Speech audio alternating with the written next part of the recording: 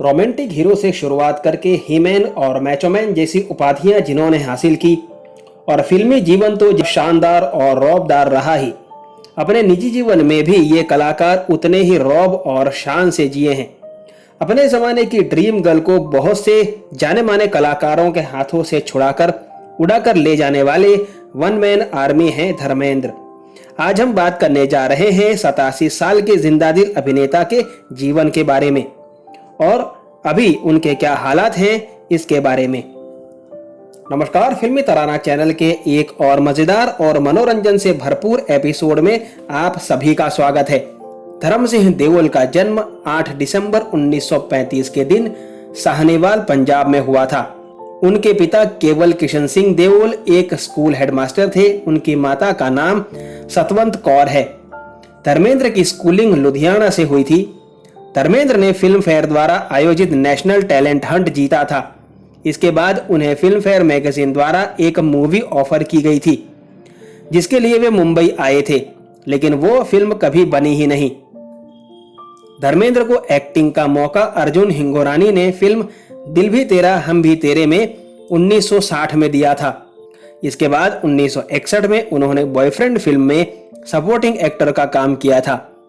1960 से 1967 के बीच धर्मेंद्र ने रोमांटिक इमेज वाली फिल्मों में ही काम किया, जिसमें नूतन के साथ सूरत और सीरत, बंदिनी, दिल ने फिर याद किया और दुल्हन एक रात की, माला सिन्हा के साथ अनपढ़, पूजा के फूल, बहारें फिर भी आएंगी और आंखें, नंदा के साथ आकाशदीप, सायरा बानो के साथ शादी और आई मिलन की बेला, रेशम की डोरी मुख्य हैं। धर्मेंद्र ने मीना कुमारी के साथ सक्सेसफुल पेयर बनाई थी और 7 सुपरहिट फिल्में दी थी।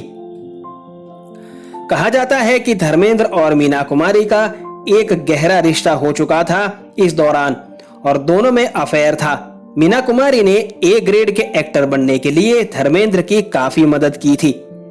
धर्मेंद्र ने रिकॉर्ड ब्रेक लगातार 42 फिल्में की हैं हेमा मालिनी के साथ, जिसमें कुछ फिल्में दोनों ही के करियर के लिए बड़ी खास थी, जैसे कि राजा जानी, सीता और गीता, शराफत, नया जमाना, पत्थर और पायल, तुम हंसी मैं जवां, जुगनू, दोस्त, चरस, माँ और कई सारी फिल्में। किसी समय जितेंद्र और हेमा मालिनी की पैर काफी फिल्मों में आई थी। इसी बीच दोनों एक दूसरे के प्यार में खो गए थे और शादी करने के लिए दोनों तिरुपति चले गए थे। तब धर्मेंद्र और जितेंद्र की पत्नी शोभा कपूर वहां पहुंच गए थे और ये शादी रुकवा दी थी।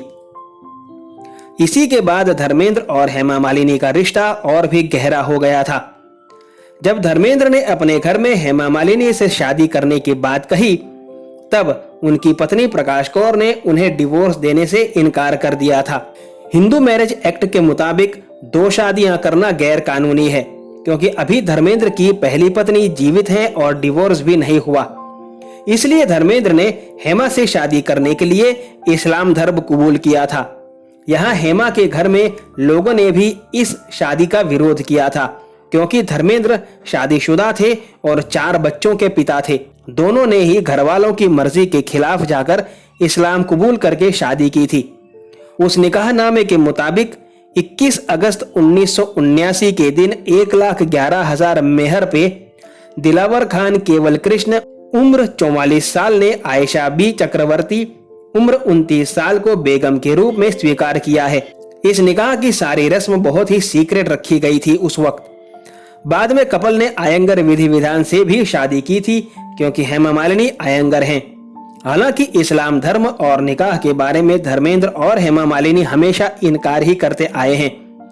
पहली पत्नी प्रकाश कौर से धर्मेंद्र को 2 बेटे सनी और बॉबी हुए, जबकि हेमा मालिनी से शादी के बाद कपल को 2 बेटियां ईशा और आहाना हुए। धर्मेंद्र ने अपने दोनों बेटों को खुद ही फिल्म इंडस्ट्री में लॉन्च किया था। ईशा और आहाना के अलावा भी धर्मेंद्र और प्रकाश कौर को 2 बेटियां हैं, विजिता और अजीता। इस तरह धर्मेंद्र 6 बच्चों के पिता हैं।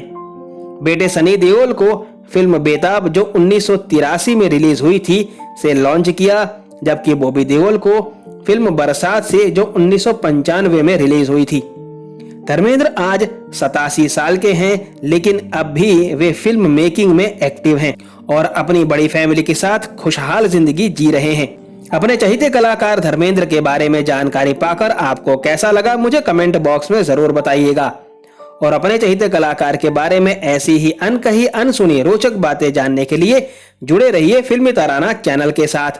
वैसे ये बताना ना भूलिएगा कि धर्मेंद्र की कौन सी मूवी आपको सबसे ज्यादा पसंद है।